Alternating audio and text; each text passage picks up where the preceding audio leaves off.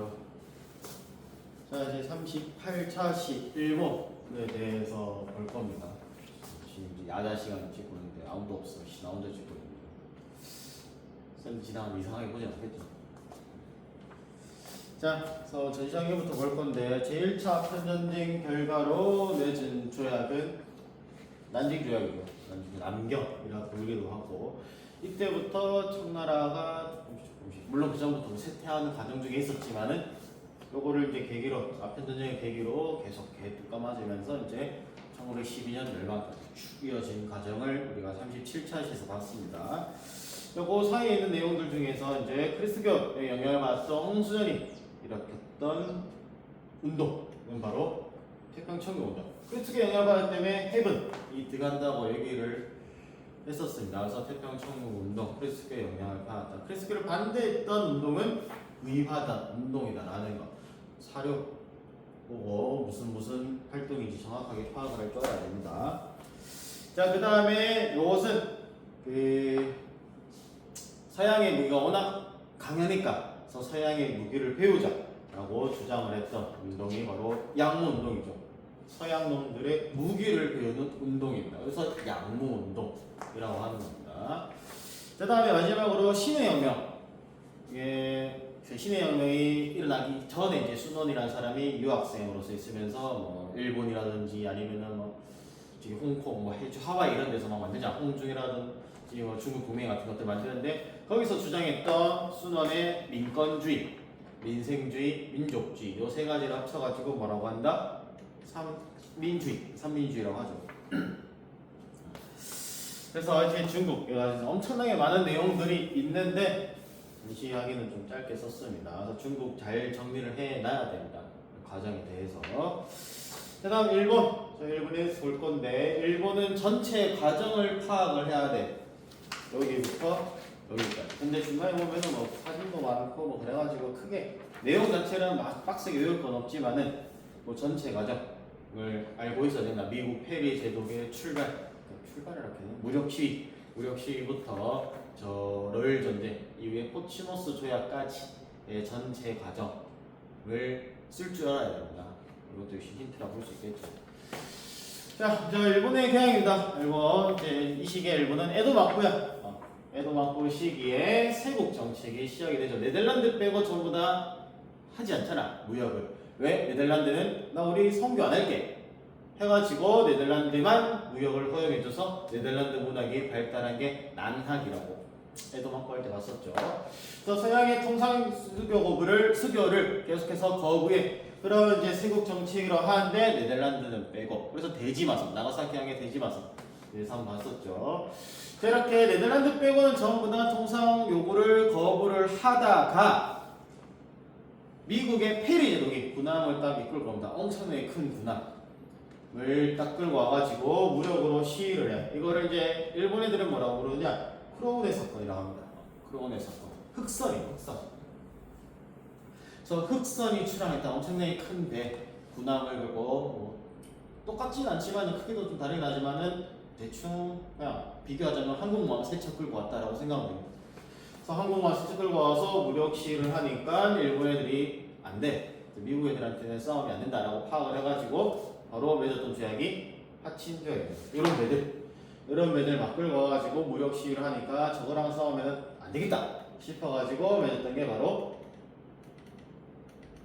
사진이 생각보다 많이 나왔네. 미일 하친 조약이 된다라고. 미일 하친 조약. 그래서 미일 하친 조약을 통해 가지고 개항을 하게 되는 거죠. 개항을.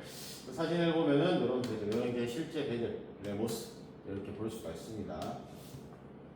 이런 배들 끌고 와가지고 무력으로 막 시위를 해가지고 우리랑 통상 수교할래? 아니면 참아할래? 해서 일본이 수교할게 하면서 맺은 게 바로 이 미일 하친 조약이 된다는 거죠. 이렇게 먼저 미일 하친 조약으로 개항을 해가지고 페리 제독이 일본 본토에 상륙을 해가지고 막 여러 가지 활동을 합니다. 활동하면서 세일을 흐르면서 이제 맺어진 조약이 미일 수호 통상 조약입니다. 여기에 이제 불평등 조약이 체결이 되는 거죠. 여기에서 배워가지고 우리나라한테 와가지고 맺은 조약이 강화도 조약이 됩니다. 그래서 관세 협정이라든지 아니면 양사지 뭐 치해법권이잖아요. 치해법권. 예를 들어가지고 뭐 내가 일본에 가서 잘못을 했다. 그러면 나는 일본의 법에 적용받는 게 아니고 한국의 법으로 적용을 받아가지고 한국에서는 뭐 일본에서 내가 저지른 죄 같은 게 아무 문제가 안 된다라고 하는 식으로 봐주는 거죠. 그게 바로 치의 먹거리다. 한국 시장에 다 배우지 않았죠. 이런 불평등 조합입니다. 그래서 요 두 가지 이 조합 꼭 알고 있어야 됩니다. 저 사료도 파악을 할 줄 알아야 돼요. 사료 보고 이게 뭔지 가, 나 이렇게 이게 미일 합친 조약이거나 이게 미일 수어 통상 조약이거나라는 파악을 할 줄 알아야 됩니다.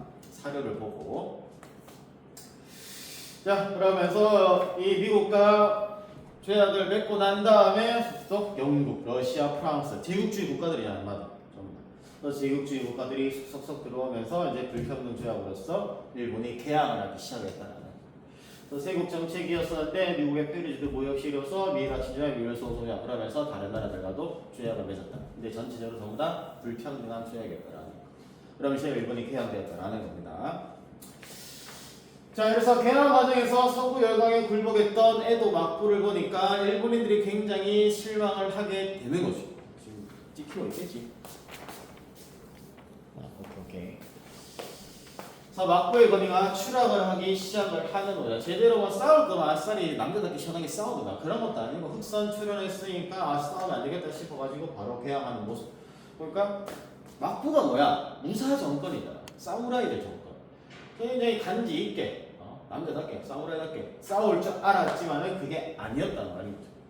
그래서 개항 과정에서 이런 서구 여러 가지 굴복을 했고, 그래서 막부가 이제 쓸데없구나 필요 없구나 라는 생각이 들기 시작을 했던 거고, 자 그러면서 외국 상품이 수입이 되고 물가 상승해서 농민들이 굉장히 힘들어지니까 막부 필요 없네 라고 하면서 어떤 식으로 표시하시나 존왕양이 같은 걸 세우면서 막부가 필요 없게 된다라는 생각입니다.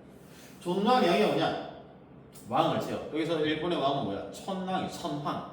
그래서 천황을 세우고 양놈들을 패쳐간다라는 말이야. 그래서 운동을 전개를 하면서 막부가 천황의 권위를 추락시키고 무사 정권이 위에 있는 시대가 가마쿠라부로 막 쭉 에도까지 이어졌잖아. 이걸 이제 역전시킨다라는 거죠. 막부 타도 운동이라 생각하면 돼. 그래서 토막 운동이라고 생각된다라는 거죠. 그래서 이게 굴복하는 모습, 그 다음에 물가 상승 때문에 먹고 살고 있는 모습 때문에 막부를 낮추고 천황을 중심으로 새로운 국가를 만들어보자 라는 존왕양의 운동이 전개가 된다는 거죠. 그래서 천황을 내세우고 외세를 물리치자고 했으며, 여기서 이제 주됐던 사람들이 사스마번과 조슈번 이 사람들 중심으로 막부 타도 운동을 펼치는데 이 두 번들을 합쳐가지고 사초 동맹을 합니다. 사초 동맹을 하고 이때부터 이제 일본이 근대 국가로 발돋움하기 시작을 해서 여기 출신들의 정치들이 굉장히 많고, 우리가 알고 있는 일본의 총리 얼마 전에 총 맞아 죽은 사람 있잖아. 아베 총리가 요 출신이에요. 그 전에 있었던 고이즈미 총리, 여러분들 알지 모르겠지만 내 때는 아베보다 고이즈미가 더 유명했고요. 그 사람도 요 출신. 물론 여기는 나중에 세이난 전쟁 때 한번 좀 멸망 직전까지 갔지만은 멸망 당하진 않고 계속해서 그 뒤에 힘을 잃었지만 성장을 하긴 또 하는데, 어쨌든 요 두 번들 사초 동맹들이 이 존왕양의 운동을 전개하면서 막부 타도까지 연결이 된다는 거죠. 그러면서 저 일본 중심에 있었던 시코쿠성의 고치현이라고 있는데, 나도 얼마 전에 2월달에 갔다 왔었는데 거기에 출신이었던 이 사카모토 로마라는 사람이 막부한테 제안을 하는 겁니다. 제안을 받아들여가지고 대정로만 막부가 가지고 있는 권리를 누구한테 줘라? 천황한테 줘라. 너거 이제 거의 끝났다. 목숨이라도 살리고 싶으면은 뭘 해라? 너네의 권리를 왕한 천황한테 주고 목숨이라도 건져라라고 하는 말입니다. 물론 중요한 엄청나게 많은 복잡한 과정들이 있지만은 대충 한 문장을 딱 설명하자면 그런 얘기를 하는 거죠. 그래서 대정본항을 강행을 하면서 이렇게 막부가 서서히 저물고 있는 단계를 볼 수가 있습니다. 서서히 저물고 있는 여러 가지 사건들을 거쳐가지고 결국에는 어떻게 되냐? 1868년에 왕정 복구가 이루어지게 된다는 거죠. 천황의 중심 내 새로운 정권이 수립되면서 요 해에 무슨 일이 일어나냐? 바로 메이지 유신이 일어나게 되는 거예요. 메이지 유신. 이런 일이 일어났었는데, 물론 천황을 중심으로 하냐 아니면 막부를 계속 이어나가야 되냐 라는 식으로 해가지고 이런 전쟁이 있었다 정도, 이런 게 있었다 정도 알고 있으면 됩니다. 굳이 공부할 필요는 없고, 오신 전쟁에서. 여기서 내가 또 정리를 다 해가지고 넣을까 하다가 이게 더 중요하니까. 메이주시 더 중요하니까 빠르게 넘기려고. 네, 대충 이런 잠깐 있었구나 정도만 알고 있으면 된다는 거죠. 그래서 아까 내가 또 사진들을 많이 소개를 못 해줘가지고, 그래서 서구 일간 공부했을 때 페리 제독이 일본 본토에 상륙한 모습, 여기 흑산들 보이죠? 흑산들 뭐 눈에 보이고, 그다음에 페리 제독이 왔었을 때 일본에서 뭐 연극인가 하여튼 뭐 군사훈련의 연극이나 같은 것들을 구경하고 있는 모습이라고 합니다. 여기 서 있죠. 여기. 미국인들이 서 있고. 자, 그러면서 이제 대종봉안의 모습이 이겁니다. 그래서 막부 애들이 이제 천황한테 정권을 갖다 바쳤다 해야 되나? 뭐 권력을 다시 돌려준다. 그래서 봉환이라고 하는 거예요. 그래서 정치 권력을 천황한테 돌려주는 모습, 이런 식으로 그림이 남아져 있습니다. 자, 그러면서 왕정 복구가 이루어지게 되면서 이제 천황 중심의 근대 국가인 메이주시, 일본식 근대화가 진행이 된다는 거죠. 이걸 이제 메이지 유신이라고 붙이고 있습니다. 그래서 에도 막부 시기에 있었던 그 에도를 도쿄라는 명칭으로 바꾸고 근대 국가로 발전했기 때문에 그거를 어떻게 하냐? 수도로 삼는 거죠. 그래서 에도를 도쿄로 거쳐서 오늘날 그 도쿄가 여기 동경이라고 하죠. 거쳐서 수도로 삼았고, 자, 이 사람이 바로 메이지 천황입니다. 그래서 메이지 유신이라고 하는 거야. 메이지 천황을 중심으로 근대 국가로서 개혁을 했기 때문에 메이지 유신이라고 하는 거야. 메이지 천황입니다. 이 사람이. 자, 그 다음에 이제 천황 메이지, 아까 그 사람 있죠? 그 메이지 천황이 왕정 복구를 통해서 돌아가고 있는 모습, 정치 권력에 돌아가고 있는 모습 이렇게 볼 수가 있습니다. 그래서 그 내용으로는 이제 수도로 삼았고, 그다음에 패번치현, 지방에 있었던 사람들, 아까 사스마 번이라든지 뭐 그다음에 아까 또 뭐였지? 조수 번이라든지 번들이 굉장히 많았다고 지방에. 그럼 번 단위를 없애고 뭐로 치냐? 현으로 칩니다. 그래서 번을 없애고 현을 두었다 해서 패번치현이라고 합니다. 이렇게. 그래서 근대식으로 바꾸는 거죠. 그래서 중세직 막부들이 가지고 있었던 봉건제 자체를 어떻게 하겠다? 폐지하겠다는, 옛날에 썼던 용어를 다 없애겠다는 의미입니다. 패번치현. 그 다음에 신분제 폐지하고 징병제 실시하고, 그 다음에 뭐를 보내느냐? 우리가 미국으로부터 제국주의를 배워온 거잖아. 미국의 뭐 근대 문물 같은 거 배웠잖아. 그럼 걔네들 도대체 그런 걸 받아들이면서 얼마나 잘 살길래, 산업적으로 얼마나 성장을 했었고, 산업혁명이라는 그 개념, 그 다음에 이런 뭐 이품 군주제라든지 아니면 미국 같은 경우는 공화정이죠. 그런 것들이 어떤 식으로 이루어지고 있는지 말만 들어서 모르는 거야. 그래서 가서 직접 배워봐야 된다는 거죠. 그래서 내가 수행평가를 그런 식으로 하고, 여러분들 여행 계획자라고 하는 게 다 이런 것들을 통해서 밖으로 나가서 세상을 넓게 보면 진짜 시야가 넓어진다. 그런 걸 한번 연습해 보라고 내가 그런 식으로 수행평가를 했던 거예요. 자, 어쨌든 간에 다시 돌아와가지고 유럽과 파견을 했던 사절단이 뭐라고 하냐? 바로 이와쿠라 사절단이라고. 이와쿠라 사절단. 그래서 이와쿠라를 중심으로 해서 보냈기 때문에 이와쿠라 사절, 이와쿠라 도모미라는 사람이 수장이라고 해야 되나? 중심이 되어가지고 그런 사람들이 당하는데, 요 사진 한국어 시간에 안 봤을까? 안 봤다 하겠지. 아니 봤는데 모르는구나. 여기서 이 사람이 바로 이와쿠라인데, 이 사람 말고 굉장히 유명한 사람이 있어. 누구나 다 아는 사람. 한국이랑 누구나 아는 사람. 이토 히로부미. 요 이토 히로부미도 이와쿠라 사절단의 한 사람으로서 유럽과 미국을 가서 많이 공부를 해가지고 일본의 근대화를 이룩했던 굉장히 중요한 사람. 그리고 이 당시 이제 유럽과 미국은 전부 다 제국주의 국가니까 제국주의도 받아들입니다. 받아들여서 일본도 제국주의 국가가 되어서, 제국주의 국가라면 까리하게 하나 정도 가지고 있어야 되는 게 식민지. 태평양으로 가면 나라가 없잖아. 그래서 가장 가까운 나라, 조선을 침공하게 된다는 거죠. 여기서 이렇게 배워오는 거야. 제국주의에 대해서. 그렇고, 그 다음에 이거는 패번치현이 이루어지고 난 다음에 일본의 그 지방, 그 나눠진 분할점, 이렇게 볼 수가 있습니다. 자, 이거는 이제 메이지 유신이 일어난다. 패번치현을 발표하고 있는 모습, 이렇게 볼 수가 있고. 자, 다음 이제 볼 거는 뭐냐? 바로 메이지 유신 속에, 메이지 유신 일어나고 난 다음에 있었던 운동, 자유민권 운동입니다. 자유민권 운동. 그래서 후쿠자와 유키지라는 굉장히 유명한 계몽 사상가가 있어. 그래서 명륙 잡지 같은 거라 해가지고 이렇게 유럽의 어떤 식으로 뭐 계몽 사상 같은 게 이루어지기 위해서 일본에서 굉장히 유명했던 계몽 사상가입니다. 이런 후쿠시마 유키지의 계몽 사상의 영향을 받아가지고 서양식 뭐를 주장하냐? 의회설, 헌법 제정 같은 걸 주장하게 되는 거죠. 그래서 천황 중심이면 어쨌든 중세적 봉건식을 중세적 봉건 제도, 중세적 봉건 제도를 버린다고 폐건치를 했잖아. 그럼에도 불구하고 천황 중심이니까 그냥 어떻게 보면 황제 중심 국가야. 전제주의를 한다는 거죠.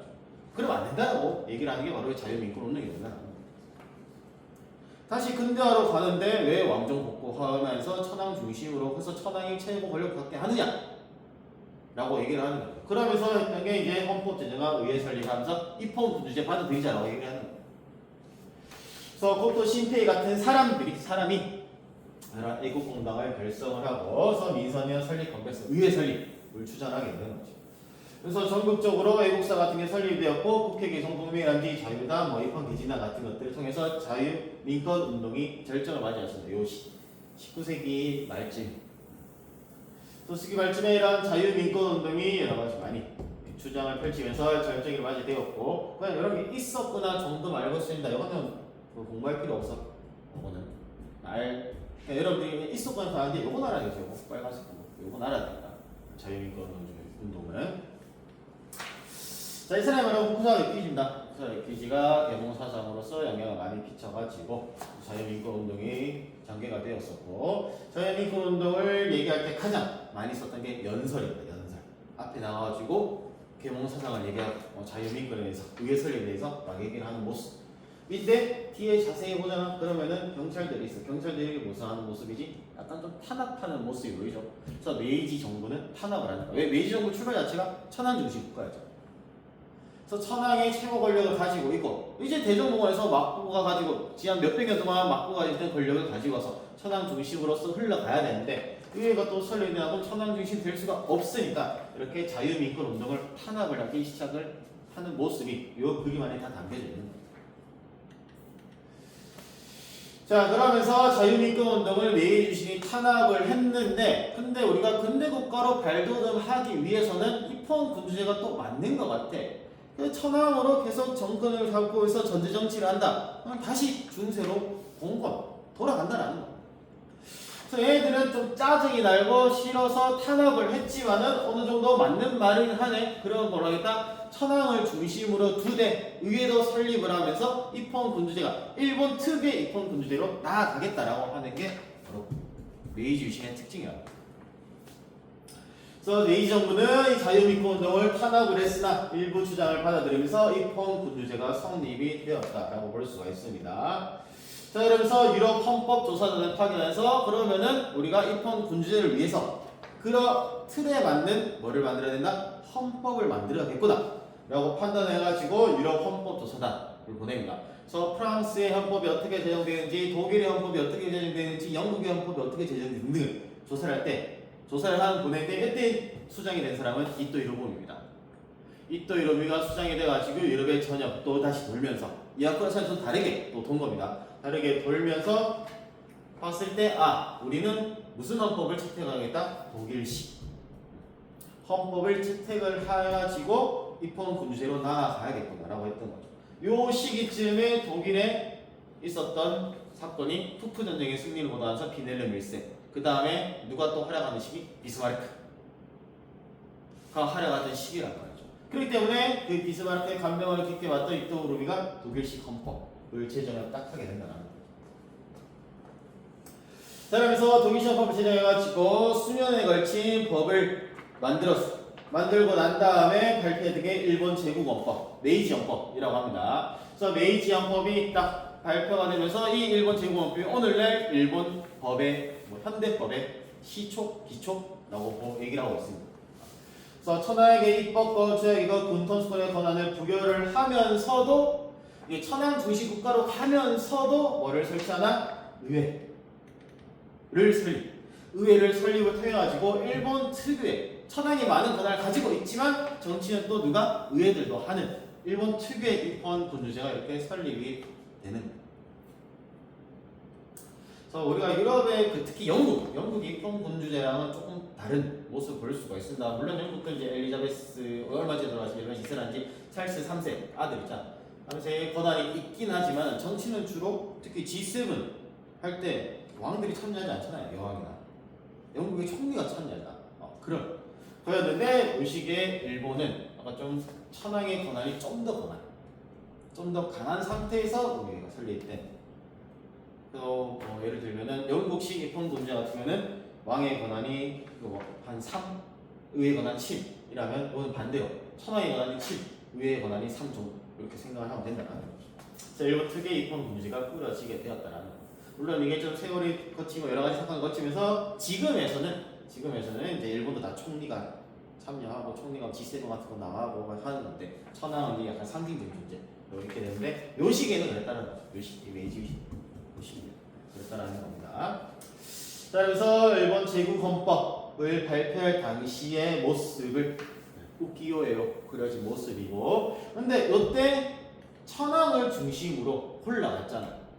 그래서 천황에 많은 권한을 부여를 했잖아. 그렇기 때문에 여기에 대해서 불만을 가진 입헌 군주제를 옹호했던 일본인이 그려놓은 그림이 바로 이 그림입니다. 제국헌법에 대해서 얘기를 했고 공포를 했지만은 결국에는 천황 중심으로 흘러가니까 나는 천황을 어떻게 표현하겠다? 해골로서 표현하겠다라고 했네. 그래서 이런 그림이 남아있고 이 그림 그린 사람은 체포돼가지고 3년 동안 수감 생활했다라고 합니다. 자, 이렇게 의회 설립 이렇게까지 봤고, 그러면서 일본식 의회 입헌 군제가 성립이 되면서 의회들이 설립된 모습 볼 수가 있다라는 거죠. 자, 그러면서 입헌 군제가 성립이 되었고 일본이 개항을 했고 입헌 군제가 성립이 되었네. 그래서 어느 정도 무슨 시대가 냐 약간의 평화 시대가 찾아오게 된 겁니다. 그래서 약간의 평화 시대, 에도 맞고 말기 시대 보면은 여러분 세대는 안 보는 것 같긴 한데 바람의 정신이라는 만화가 있습니다. 영화 실사로 되어 있었고 굉장히 유명한 건데 그게 다 에도 막부 시기, 메이지 시기 여기거든. 그때 많은 사무라이들이 칼을 차고 사무라이들 불만이 많은 시기를 표현했던 만화고 영화인데 그런 사무라이들이 불만이 굉장히 많았단 말이야. 왜? 메이지 유신이 성공을 거두고 난 다음에는 막부 세력은 아예 도태됐잖아. 근데 막부가 뭐야? 아까 얘기했듯이 무사 정부야. 그러니까 무사들 자체가 아예 정권에서 소외가 돼버린 거야. 그래서 메이지 유신 추진 과정에서 무사 계급이 굉장히 소외가 되다 보니까 이러한 사가의 난해가 시인프의 난, 하기의 난 같은 것들이 많이 발생을 했었고, 그 다음에 대항을 추진을 했던 사스마번에서도 역시 무사들의 많이 불만이 있었던 거야. 그래서 이런 불만이 어떤 식으로 표현이 되냐, 바로 세이난 전쟁으로서 표시가 된다는 거야. 그래서 사이고 다카모리라는 사람이 사스마번의 맹주로서 있었는데 이런 사무라이들의 불만, 그 다음에 정계에서 소외되는 모습, 그 다음에 사스마번이 아까 사초동맹에서 조슈번과 같이 함께 갔다고 했잖아. 근데 미묘하게 조슈번이 좀 더 앞서 있었단 말이야. 사스마번이 좀 더 뒤쳐져 있어. 사초동맹 같이 간다고 하지만 미묘하게 앞서는 조슈번이고 사스마번이 좀 더 밑에 있었기 때문에 이 상황도 타개하고 이러한 사무라이들의 불만도 잠재울 겸, 잠재운다는 표현이 좀 뭐하네. 그러니까 같이 가가지고 이런 것들, 야 내가 만약에 여기서 성공을 거둔다면 너의 불만 좀 어떻게 하겠다? 채워줘 라는 식으로 통해가지고 사스마에서 무력 반란이 일어나게 된다는 거. 그게 바로 세이난 전쟁인데 이 세이난 전쟁의 역사적인 평가는 일본 역사상 마지막 내전이라고 합니다. 요거 이후에는 일본 내에서는 더 이상 큰 내전은 없대. 작은 군사 젊은 장교들의 반란 같은 것들이 이제 일제강점기 이때 도래되긴 하는데 현대사에서 그러긴 하는데 근데 굉장히 좀 크진 않고 작은 형태였고 여기서 있는 전쟁이라고 명칭을 붙였을 만큼 크게 일어난 내전은 이게 마지막이라고 얘기를 하고 있습니다. 이 사람이 바로 사이고 다카모리이고 이 사람이 또 세이난 전쟁이 일어나기 전에 주장을 했던 게 뭐냐, 이 사무라이들의 불만을 잠재우기 위해서 주장을 했던 게 정한론입니다. 정한론이 뭐지? 한서재가 배웠을걸? 강화도 조약할 때 바로 한반도를 정벌하자는 이론이잖아. 그거를 주장했던 한 사람이란 말이야. 근데 한반도를 정벌하자고 했는데 그냥 강화도 조약 체결하고 나서 뭔가 좀 사무라이들이 들어가서 뭐 그런 게 없었잖아. 그런 것들이 이제 표출된 게 바로 세이난 전쟁이 된다. 일본사를 특히 일본 근대사를 빡세게 공부를 하다 보면 이 사람 무조건 보게 될 겁니다. 사이코 다카무라에서 세이난 전쟁 같은 것도 있었구나 정도 이런 불만들 때문에 볼 수가 있고 그래서 이 지역이 사스마번이 있었던 지역이 어디냐면은 일본 지도로 봤을 때 일본 지도가 이렇게 있으면은 요 밑에 부분 오늘날 후쿠오카 아래 가고시마현입니다. 거기에서 이제 발생했기 때문에 가고시마현에서 일어난 폭동의 모습이라고는 제목이 붙여집니다. 요 부유에 또 사이코 다카무리의 모습을 이렇게 볼 수가 있고 그래서 이런 식으로 사이무라들의 불만들이 있는 상태에서 이거는 근데 사이나 전쟁의 결국에는 사스마본이 진압을 당하면서 막을 내립니다. 막을 내리고 그래서 이런 사무라이들의 불만이 많이 표출이 되고 있으니까 이런 힘들을 어떻게 하자? 바깥으로 좀 내보내자가 된다라는 거죠. 그러면서 오키나와를 설치하는 거죠. 오키나와는 지도를 내가 넣었지. 이건 넣었고 여기 일본이 아니야 여기는. 원래 류쿠 왕국이라는 아예 국가가 따로 있었습니다. 조선과도 거래를 했었다. 류쿠 왕국이라는 국가가 아예 따로 있었는데 여기에 이제 사무라이들을 보내면서 여기를 이렇게 장악을 하게 된다라는. 그러면서 오키나와 현, 패번치현이가 이제 번이 아니죠. 현을 해가지고 오늘날도 이제 일본의 영토가 되었다. 그래서 일본 애들은 국외 여행을 잘 안 가. 지금 현대 때 왜 안 가느냐? 위로 올라가면 뭐 있어? 삿포로 있지. 겨울에 삿포로. 여름에 어디 가면 돼? 오키나와 가면 되거든. 우리나라는 그런 게 없잖아요. 요게 다잖아요. 요 형태. 다기 때문에 이게 위도가 격차가 심하지 않기 때문에 해외로 많이 나가고 겨울에 특히 어디 가나 동남아 가면 노는데 일본은 그럴 필요가 없다라는 거죠. 이 격차 이만큼 되기 때문에. 그래서 해외여행 잘 안 가는데. 어떻게 보면 또 부럽다고 볼 수도 있고 어떻게 보면 또 하여튼 일본 애들은 짱나. 잘났어 좀 짱나. 재수가 없어. 항상 일본 갈 때마다 느끼는 겁니다. 어쨌든 오키나와현을 장악을 했었고 그 시간에 세이난 전쟁 이후입니다. 이후의 모습 이렇게 볼 수가 있고 세이난 전쟁 이전에 이제 봤을 때 여기 좀 한국사랑 관련이 되어 있기 때문에 이건 좀 밑으로 뺀 겁니다. 따로 세이난 전쟁 이전 인데도 불구하고 뒤에 나오는 이유가 그 이유 때문입니다. 아까 얘기했던 그 사이코 다카모리가 주장했던 게 바로 요 정한론이죠. 한반도를 정벌하자 이런. 그래서 오늘 한반도 어떻게 정벌할래? 라는 식으로 회의를 하고 있는 모습 이렇게 볼 수가 있습니다. 요 중에서 정확한 건데 이 사람이 이제 아마도 사이코 다카모리라고 볼 수가 있는 거죠. 그러면서 어떻게 정벌하려 하니까 뭔가 명분이 필요하지 않겠니? 라고 하면서 이렇게 사건이 바로 요 운요 사건이 되는 거죠. 운요 사건. 군함을 보내가지고 야 우리 잘못 왔어 돌아갈게 라는 식으로 했는데 안 돌아가고 있으니까 조선에서 대포를 위협사격한테 너 우리한테 왜 대포 쏴 하면서 서로 쏘다가 결국에는 싸웠는데 일본 애들이 어떻게 보면은 지네가 잘못을 한 거잖아. 우리 그냥 뭐 잘못 왔어 라는 개소리라고 하면서 그 다음에 일본 입장에서는 조선이 먼저 쐈다고 하지만 조선 입장에서 일본이 먼저 쐈다고 이렇게 기록이 있거든. 그래서 막 서로 누가 먼저 쐈니? 하고 있는데 어쨌든 우리는 한국인이니까 이만들이 잘못했지. 일본 걸리면 이만들이 잘못했다고 항상 얘기해. 그래서 음료 사건을 통해 가지고 맺은 조약이 바로 이 강화도 조약이 된다라는 거. 그러면서 이제 조일 수호 조규 부록 그다음에 조일 무역 규칙 같은 것들을 맺게 되는 거야. 강화도 조약. 그래서 한반도로 조금씩 침략의 발판을 마련하기 시작을 했고 그러다가 이제 이모군란이 일어났을 때 일본 공사관이 불타잖아. 일본 교관이 죽고 그래서 이 제물포조약 조선과 끝나고 났을 때 제물포조약이 맺어졌고 그 다음에 2년 뒤에 각신정변 때 청나라가 청푸전쟁 때문에 조선에 주둔했던 군대 절반을 빼가지고 베트남으로 보낸 저 여기를 틈타가지고 김옥균이 일본 공사한테 달려가서 우리 지원해줘. 지원해주면은 일본과 친하게 지낼 수 있는 정권 만들어 볼게 내가 라고 하면서 지원의 약속받고 각신정변 이렇게 했는데 일본이 배신하죠. 3일 천하로 끝나잖아. 요거는 안 배울 수 없잖아. 맞지? 이런 것들은 다 안 배웠다라고 말하기에는 니네가 기억 못하는 거지. 그래서 이 각신정변 때 이렇게 했었고 각신정변 때 조선과 맺은 거는 한성조약이 있고 이제 그거 말고 그거보다 중요한 게 바로 이거죠. 이 각신정변 때 청나라가 맺은 중요했던 조약이 바로 요 텐진조약. 그 아편전쟁 2차 아편전쟁이 나왔던 텐진조약과 다른 텐진조약입니다.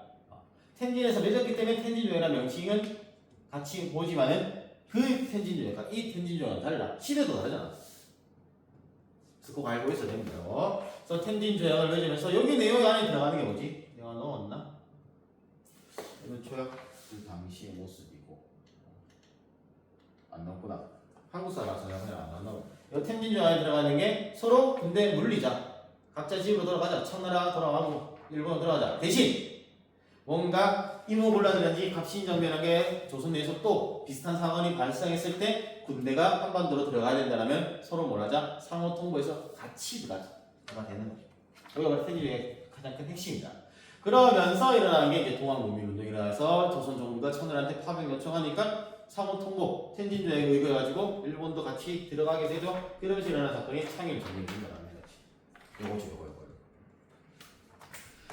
자, 그러면서 일본의 대외전쟁, 가장 중요했던 대외전쟁이 바로 청일전쟁입니다. 그 전까지만 해도 뭐 이모곤란이라든지 갑신이면 특히 강화도 조약할 때 일본이 이번에 게 말한 그거잖아. 조선은 자주 독립국가다 라고 말을 했던 이유는 청나라로부터의 간섭. 왜? 조선은 청나라의 속국이라는 개념이 굉장히 강했다 말이죠. 그래서 이모곤란 때 한번 까보려고 했다가 안 되고 갑신정에서 한번 까보려도 안 돼. 청나라가 아직 세기 때문에. 아편전쟁 이후에 청나라가 계속 뚝감한다는 것을 보지만은 아직 일본이 그렇게 청나라한테 싸워서 이길 만큼의 성장하지 못했기 때문에 계속 수그리는 겁니다.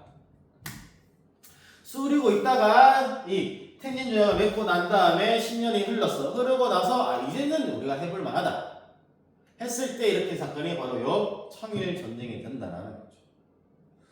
자, 이 청일전쟁은 동학농민운동과 관련이 있죠. 제1차 동학농민이 발생을 했었을 때 선주성을 장악하니까 조선정부가 우리 힘만으로 좀 힘드네. 그래서 청나라한테 군대 파병을 요청하지. 요청을 했는데 갑신정변 이후에 맺었던 텐진조약에 의거해가지고 청나라 군대가 조선에 오면 당연히 일본 군대도 같이 와야 돼요. 서로 상호 통보를 해야 돼요. 그래서 일본 군대가 딱 파병을 했던 거다. 파병했을 때 일본 입장에서 지금 우리가 이렇게 힘을 기울였으면은 청나라랑 한번 해볼 만하다. 청나라가 이 시기인 청나라가 무슨 운동에서 양무운동 할 때였잖아. 그래서 점진적으로 천천히 개혁을 했던 양무운동의 성과를 발휘할 것인가 말 것인가. 청나라는 그 문제였고 일본은 우리가 메이지 유신 통해서 근대화 개혁에 성공한 다음에 과연 우리가 계속해서 수구르고 있었던 청나라와 싸워볼 만할까 할까. 그거의 시험장이었던 거죠. 그 시험장에서 가장 중요한 건 싸움의 가장 중요한 건 뭐야? 선방 필승 아니야? 그 선방 필승으로서 일본이 경복국을 무력으로 점령을 하고 딱 청나라 전쟁을 일으키게 된다는 거야. 근데 선방 필승이 먹혔어. 일본이 최종적으로 승리하죠. 결국에는 뭐 항해해전이라든지 뭐 그런 것들이 많이 크다. 그래가지고 청일전쟁에 아까 봤어. 그 중국 할 때 봤었죠. 양무운동의 실패, 직접적인 실패에 직접적인 영향을 미치는 것이 청일전쟁이죠.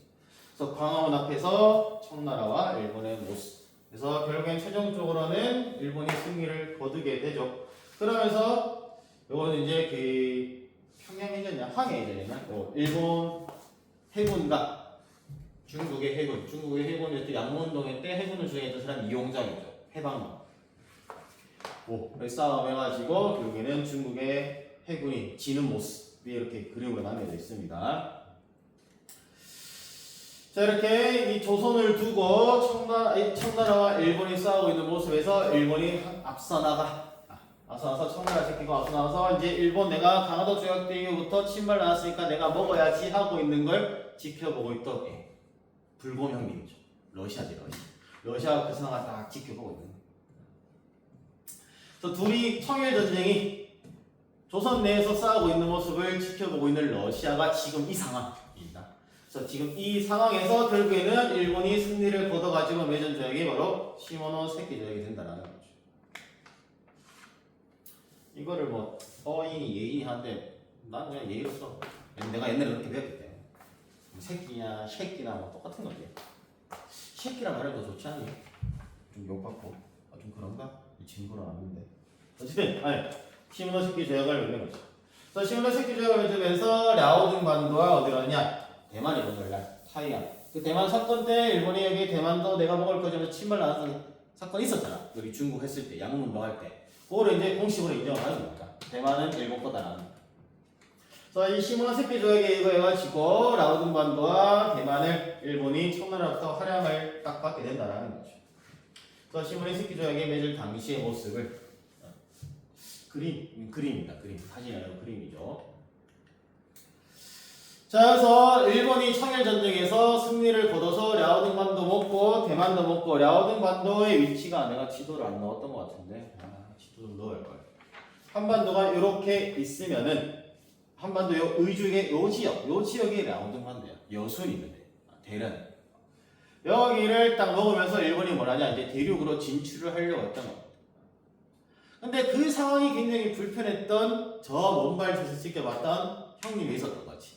제국주의 형님 국가 바로 러시아죠. 러시아. 아까 요 그림 봤잖아. 요거. 한국을 두고 조선을 두고 지네끼리 싸우고 있는데 먼발치에서 지켜보고 있는 러시아 이 모습. 그래서 러시아가 딱 지켜보는데 여기서 승리를 누가지 일본이 거두죠. 첫날 빠이빠이 됐잖아. 근데 요 지역 만주 지역 그걸 이 일본이 라오딩반도를 얻으면서 확보하니까 저기는 전통적으로 내가 먹으려고 침발라 놓은 땅이었는데 라고 했던 러시아. 굉장히 개빡친 겁니다. 러시아는 항상 얻고 싶어 하는 거 지금 오늘날에도 얻고 싶어 하는 게 부동왕이잖아. 얼지 않은 한국. 그러니까 지금 우크라이나 지금 싸우고 있잖아. 계속 얘기하지. 그래서 이 러시아는 이 만주 지역 그 블라디보스토크를 얻었지만은 좀 더 내려오고 싶었단 말이야. 내려오고 싶고 좀 더 이제 아니면 중국 본토로 진출하고 싶어. 그래서 그 여순반도, 라오딩반도가 굉장히 중요하고 내가 언젠간 먹게 하면서 침발로 넣었는데 그거를 일본이 홀딱 가지고 왔보네. 열받겠어 안 열받겠어? 불고명이 굉장히 열받아. 그래서 불고명님이 굉장히 열받아가지고 어떻게 하냐? 나 혼자 지랄해도 상관없어 일본한테. 나 혼자 그렇게도 상관없지만은 그래도 뭔가 좀 일본이 더욱더 깨갱하려면은 다른 힘있는 제국주의 국가를 데리고 와서 우리 같이 좀 얘기하자 해서 데리고 온 게 독일과 프랑스가 된다. 그래서 러시아 주도하에 프랑스와 독일이 함께 일본한테 뭐라고 한 것, 쉽게 말로 그냥 지랄이라 하자. 지랄한 사건, 그 사건이 바로 삼국 간섭이 된다.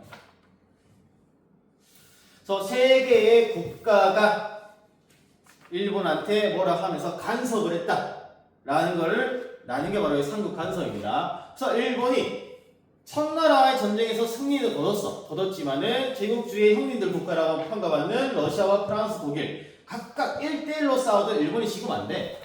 안 되는데 이 형님들이 힘을 합쳐가지고 뭐라고 하니까 깨갱할 수밖에 없겠죠. 그래서 우리가 라오딩반도 그냥 반환할게 해서 삼국 간섭을 통해서 일본이 라오딩반도를 어쩔 수 없이 반환을 한 겁니다.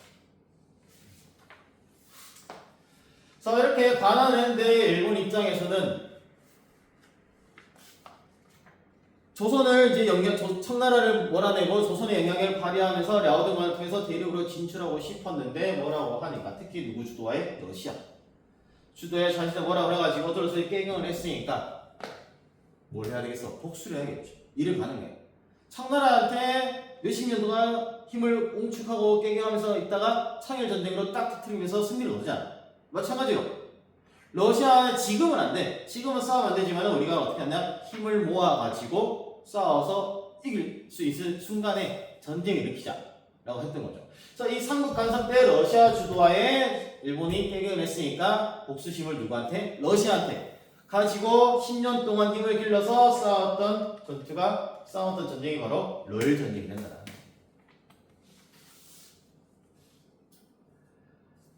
그래서 이 러일 전쟁은 바로 요 삼국 간섭이 원인이 되어가지고 일어난 사건이죠. 그래서 삼국 간섭, 모스 이런 식으로. 그래서 여기 지도에 넣어놨네. 라오딩반도 여기를 차지했던 게 동아시아 평화의 위협이 되는 구실로 그냥 갖다 명분 붙이는 거지. 명분 삼아가지고 러시아 주도하에 일본한테 뭐라고 하니까 일본이 이제 개빡쳐. 그렇지만 어쩔 수 없어. 지금 싸우면 안 되기 때문에. 게다가 1대1로 싸도 안 되는 형님 3명이 넘고 있어요. 반환할게. 근데 러시아 주도였잖아. 그러니까 러시아가 한번 싸우려고 내가 힘을 준비해야겠다 하면서 10년 뒤에 터뜨리는 게 러일 전쟁이 된다. 그러면 이 삼국 간섭 때 한국사 또 연결을 잠깐 얘기를 하자면은 러시아 주도하에 일본이 깨갱하는 모습을 봤으니까 청나라는 이미 빠이빠이 됐잖아. 그 전까지 조선 정부 특히 명성황후로 중심이 되는 이 조선 정부는 계속 청나라한테 군대 파병 거쳐 청나라 위주로 돌아가고 있었는데 청나라가 빠이빠이 됐으니까 요 일본을 견제해줄 수 있는 나라가 없나? 근데 러시아가 뭐라고 하니까 일본이 깨갱하네. 우리는 뭐 하겠다? 러시아랑 친하게 지내야겠다 하면서 친러 내각이 구성이 됩니다. 2차 가보개혁 이후에. 그래서 일본 입장에서는 또 더욱더 짜증 나는 거지. 청나라한테 깨갱되다가 청나라를 몰아내고 이제 조선은 내 거. 라고 하려고 했는데 러시아가 막 뭐라 해가지고 러시아한테 의해서 주도하에 삼국 간섭에 의해서 이거를 반환을 하고 나서 조선 놈들이 이제 뭐야지 러시아를 끌어들이고 있단 말이죠. 아 이거 안 되겠다. 내가 지금 청나라한테 어떻게든 청나라 보내고 조선을 먹으려고 했었는데 조선이 러시아랑 친하게 지내 러시아랑 친하게 지내려고 주장하는 상징적인 인물을 그냥 죽이고 우리가 조선 내에서 영향력을 다시 회복해야겠다. 그러면서 일어난 사건이 을미사변 바로 명성황후가 죽게 되는 사건이 발생하게 되는 겁니다. 그 원인이 된다는 거죠. 삼국간섭. 자 그러면서 이제 진행되는 그 뒤에 다시 친일 내각이 성립되면서 4차 김홍지 내각이 성립되는데 친일 내각이 성립해서 이루어졌던 개혁이 을미개혁 혹은 제3차 가보개혁이라고 부르는 거죠. 자 어쨌든 이제 한국사 내용이 간단하게 얘기를 했었고 그러면서 이제 일본이 10년 동안 힘을 길러 삼국간섭 이후에 힘을 길러가지고 이 삼국간섭과 조선에 대한 영향력을 두고 이제 러시아와 일본이 계속해서 투닥투닥하고 있는 거죠.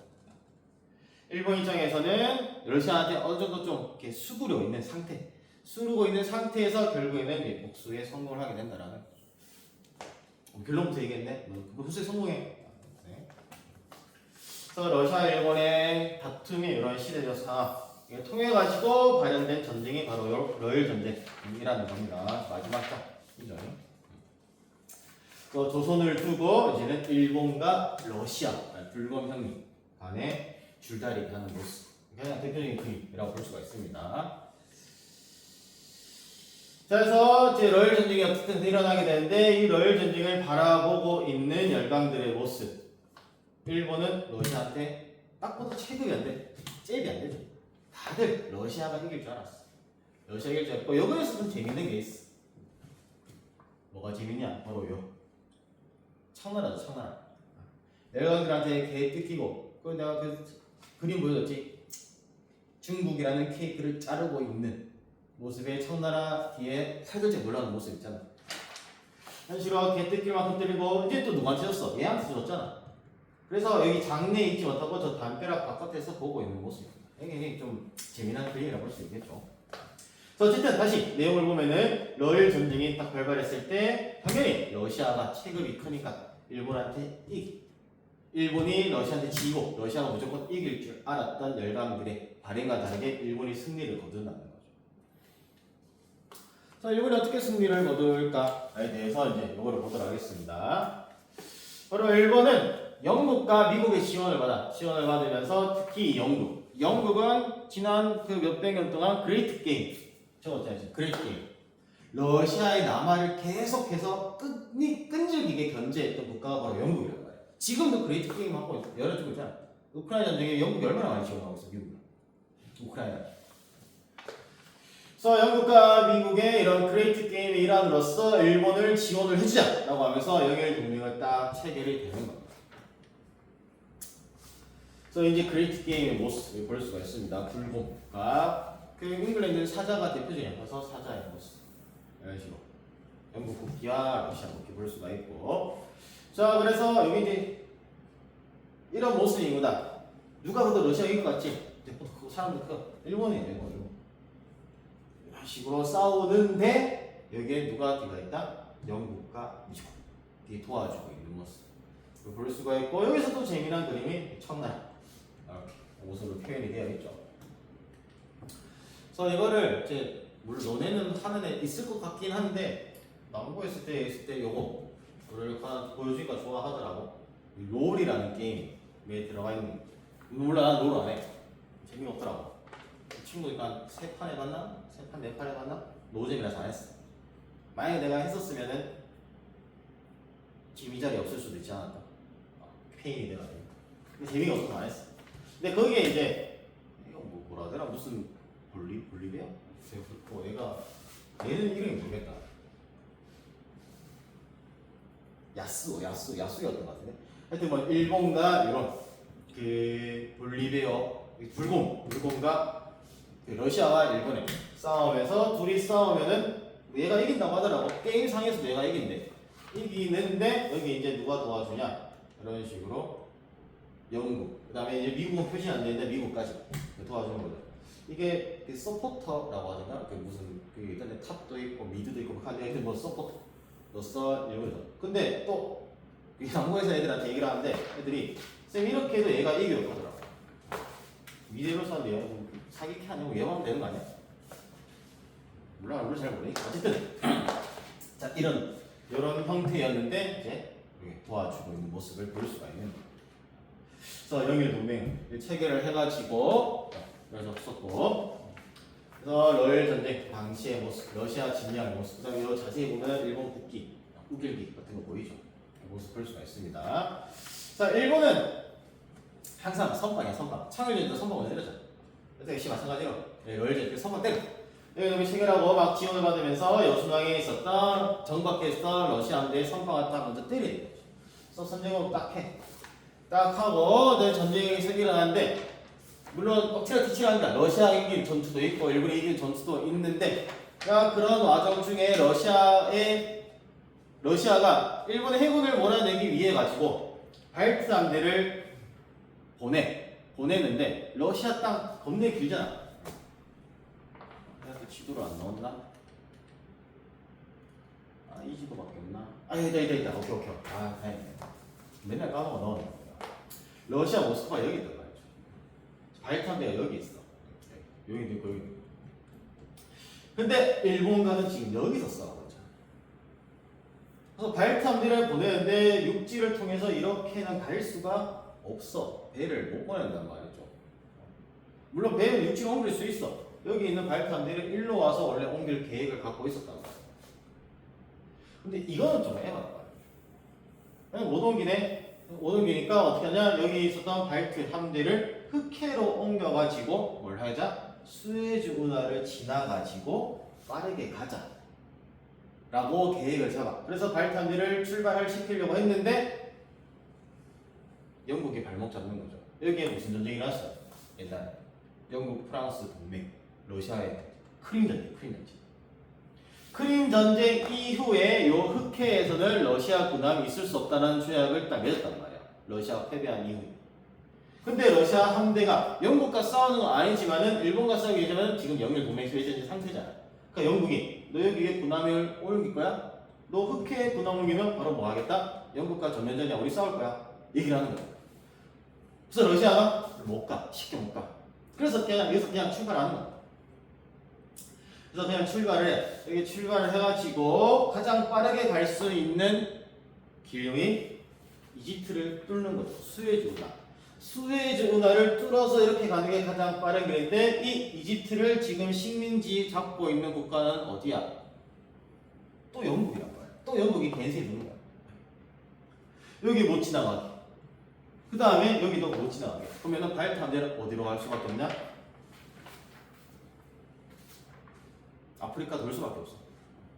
근데 아프리카 이렇게 돌 수밖에 없는데 아프리카에 지금 그 옛날에 그 제국주의 할 때 이집트부터 시작해가지고 어디까지? 요 남아공의 케이프타운까지. 그 다음에 어디? 인도, 캘커타, 카이로, 케이프타운, 캘커타에 있는 영국의 3시 정책. 그래서 주요 발트 함대가 지나는 길목이 다 뭐가 있다? 영국의 식민지가 있는 거죠. 그래서 발트 함대 여기서 출발을 해가지고 막 이쯤에 와서 그래서 영국이 이만큼 막 차지하고 있잖아. 그다음에 프랑스 이렇게 있고. 근데 영국이 특히 더 도와주는 거야. 도와줄 때 발트 함대 이만큼 왔다. 발트 함대 또 이만큼 와서 케이프타운 돈다. 그다음에 마다카스를 갔다가 이렇게 인도양을 지나간다. 속속속 일본한테 알려주는 거야. 맵팩 키고 하는 수준인 거지. 근데 러시아는 언제 일본이랑 싸우니까 여기서 싸우겠거니 라고 하고 있지만은 언제 일본이 뭐 준비를 어떻게 하고 있는지 전혀 몰라. 까막눈이야. 근데 일본은 영국이 다 알려주고 있어. 어디쯤 왔고 몇 대가 가고 있고 지금 그 안에 있는 승조원 몇 명이고 이런 거 다 하나하나 세세하게.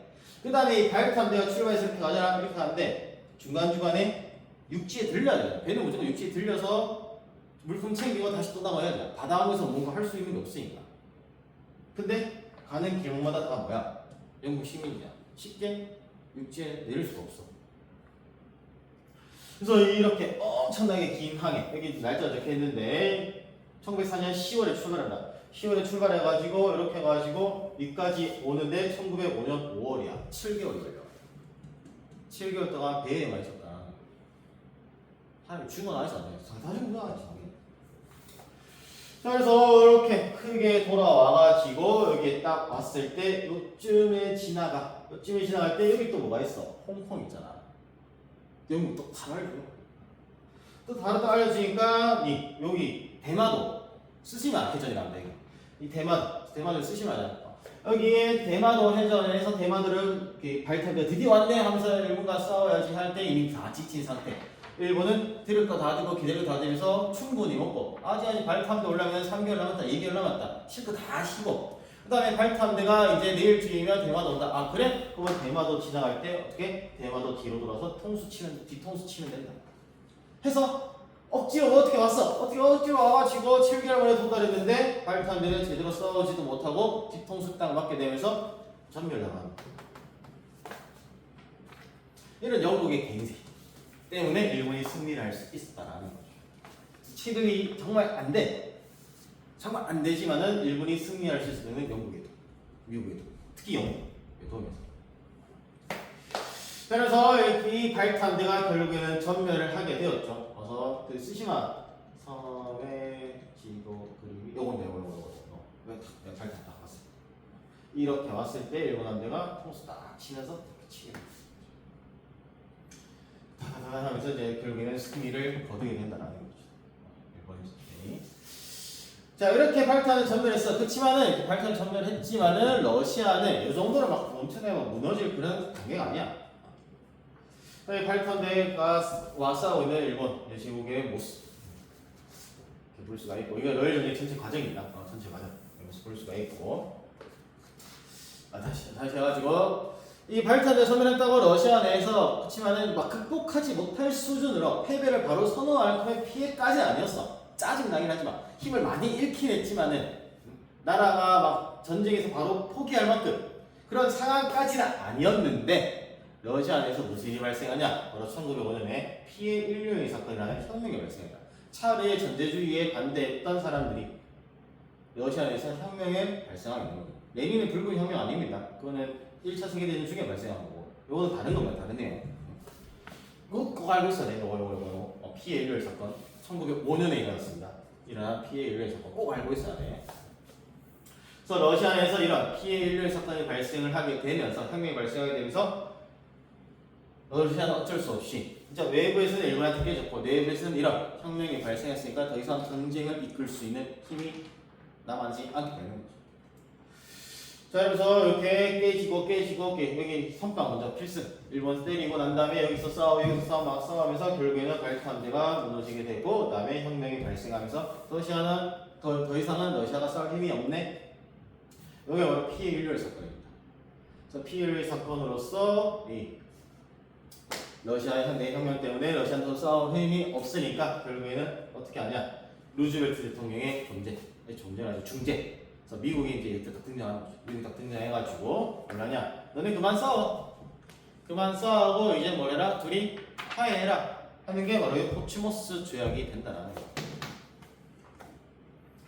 그래서 이 포츠모스 조약을 해주면서 러시아 포츠모스 조약 당시 모습을 찍은 사진이고 여기 이제 일본 놈들 여기 이제 불거명들 러시아인들 이 조약을 딱 몇 개. 누가 딱 봐도 그냥 약간 좀 표정에서 드러나죠. 잘 보일지 모르겠지만 딱 봐도 누가 의기양양하게 있는 일본 애들 그 다음에 의기소침한 사람 그 러시아의 모습 볼 수가 있지. 그러면서 포츠모스 조약이 딱 맺어짐으로써 이제 조선은 누구 거다? 일본 거다. 그 누구도 조선에 대해서는 건들 수 없다 라는 게 탕탕탕 맺어지게 되는 겁니다.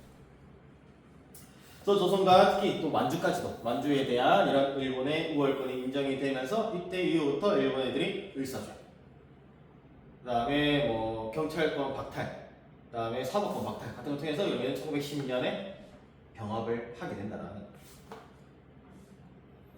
그래서 이 포츠모스 조약을 끝으로 이제 조선에 대한 영향력은 일본이 가지게 되었다라는 겁니다. 그래서 일본의 개항 가죠. 미국 세국 정치하다가 미국 페리 제독의 무력 시기에서 미일화 친정의 미일 수호 통상을 꼭 알고 있어야 되고 그 다음에 메이지 유신의 성공을 거두고 그런 와중에 이제 자유민국 운동이 있었고 그거를 탄압을 하긴 했지만은 일부 받아들이면서 일본 특유의 입헌군주제 꾸려졌고 대정책으로서 뭐 세인한 전쟁 같은 내전이 발생하게 했지만은 정한론이 대두되면서 조선으로 침략하려고 했어. 그래서 강화도장 맺고 생물포장을 맺고 그다음에 청나라한테 아직은 좀 깨갱을 하고 있으니까 텐지적으로 빠이빠이 했다가 동안 오류이 발생했을 때 같이 또 들어와가지고 결국에는 창일전쟁 선판 필승 해서 일본이 승리. 그러고 난 다음에 시모노세키 돼요. 맺어지게 되었는데 라우드만들 얻으니까 러시아가 개빡쳐가지고 일본한테 실화를 했네. 삼국간서. 그래서 일본이 미안 하면서 죄송합니다 형님들 하면서 반탄을 했지만은 러시아에 대한 복수심을 가지고 10년 동안 힘을 기르고 있다가 일으킨 사건이 러일전쟁. 그래서 러일전쟁이 이런 과정을 거쳐가지고 결국에 어떻게 코츠모스 조약으로 일본의 조선에 대한 우월권 인정까지가 이번 파트의 답입니다. 이번 차지. 그래서 일본이 이런 식으로 개항을 통해서 여기까지 조선에 대한 영향 발휘하는 것까지 우리가 한번 봤고 방금 내가 얘기했던 게 그겁니다. 여러분들의 생각은 그게 맞아. 그러니까 이 전체 과정을 써야 된다라는 거죠. 알고 있어야 된다라는 거지. 자, 그러면서 1번 38차 시는 여기까지 하는 걸로 하고 그 다음에 인강으로는 이제 하나만 더 볼 겁니다. 39차 시 서남아시아와 인도 그 다음에 이집트 예, 이제 민족운동을 볼 거고 다음 주 월요일은 제1차 세계대전 보도록 하겠습니다. 여기까지.